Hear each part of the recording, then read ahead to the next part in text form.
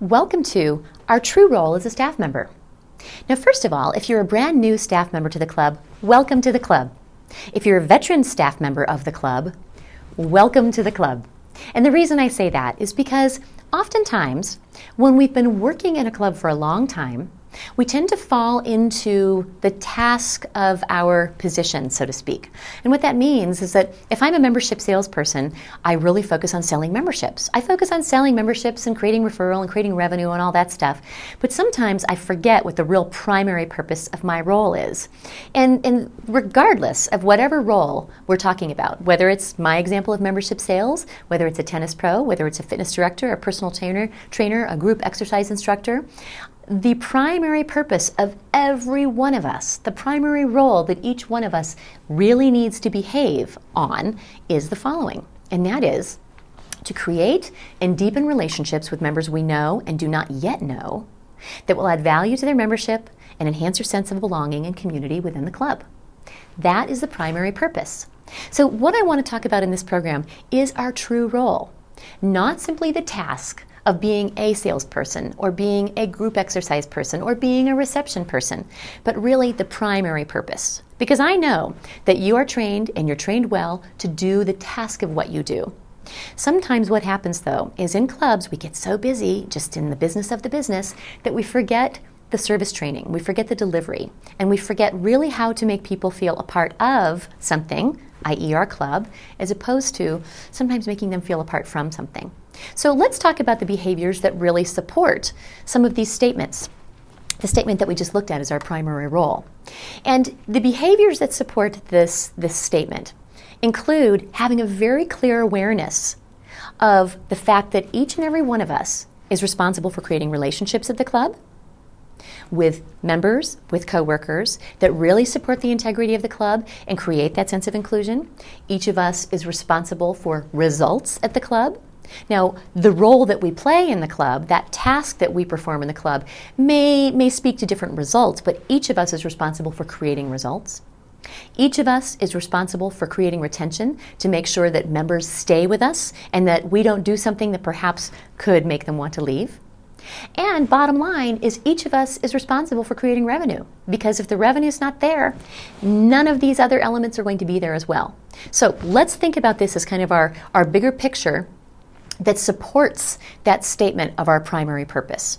Alrighty, so let's talk about how we do this. How do we support our primary purpose? And how do we keep that bigger scope in mind of the relationships, the results, the retention, and the revenue? All right, let's take a look at a few things. First of all, it's your contribution. Now, in a previous program called Making Member Service Personal, we discuss how you define and articulate your contribution. So I'd like you to listen to that program as well. But one of the things that we all have to realize is each and every one of us, when we are brought into the organization, we are brought in to make a contribution. Be very clear that we are not brought in to simply fill a schedule or cover hours or cover the floor. We are there to contribute while we're on duty, which means giving our best all the time, whether we feel like it or not. And our best means 100%, not 70%, not 80%, but 100%. So think about this. When we talk about giving our best, giving 100% every day, really take a look at two things. Take a look at that primary purpose, and are you doing everything you can to deliver on that primary purpose? For example, creating relationships with members we do know and do not yet know. Are you going out there on the floor and having those conversations that make members say, you know, she's the best part of my day. I love coming here because she always talks to me and she always makes me feel like I'm the only person on the planet. And do we extend that beyond the people that we know? And then do we go up and introduce ourselves to other people? Do we go up and introduce ourselves to staff people that we have not met yet and members that we have not met yet? That is really what our role is.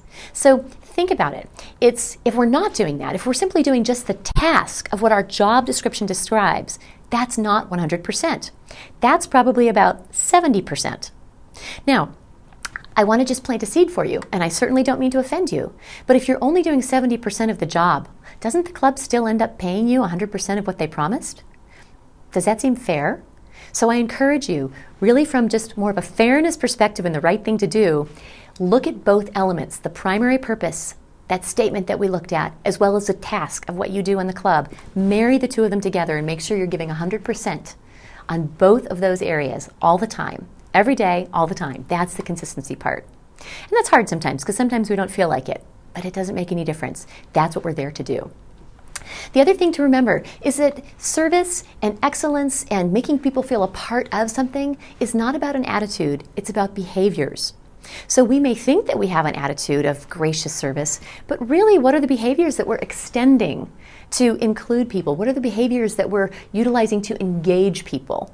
Behaviors are what engage people, not attitudes. So really assess to yourself, am I behaving in a way that serves both elements of my job, that primary purpose of creating and deepening relationships, as well as the task of what I'm doing? Alrighty. So make sure that we are creating that place where members feel a part of something every day as opposed to a part from something. In addition, remember that it's not someone else's job to do this. It's our job to do it. It's our job, each and every one of us, every day, to make sure that we're the ones that are extending ourselves.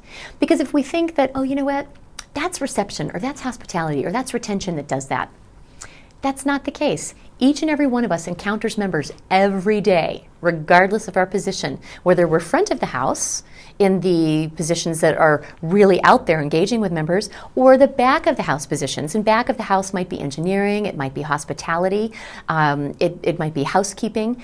But think about every one of us. It's all of our responsibilities to stop and meet people's eyes and greet them. It's our responsibility to slow down and listen. It's our responsibility to perhaps engage, or if we see a member that needs help, to see if we can help them with something. And maybe we're not the right person, but we can simply acknowledge and then go get the right person to help them.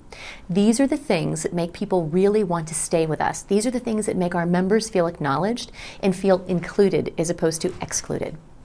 All right, so think about all of these things we've just discussed. I want you to assess yourself and really consider whether or not we're doing all of these things consistently. And if we are, then each and every one of us is doing 100%. And each and every one of us will have every opportunity to affect whether members stay or whether members go. Thanks for listening.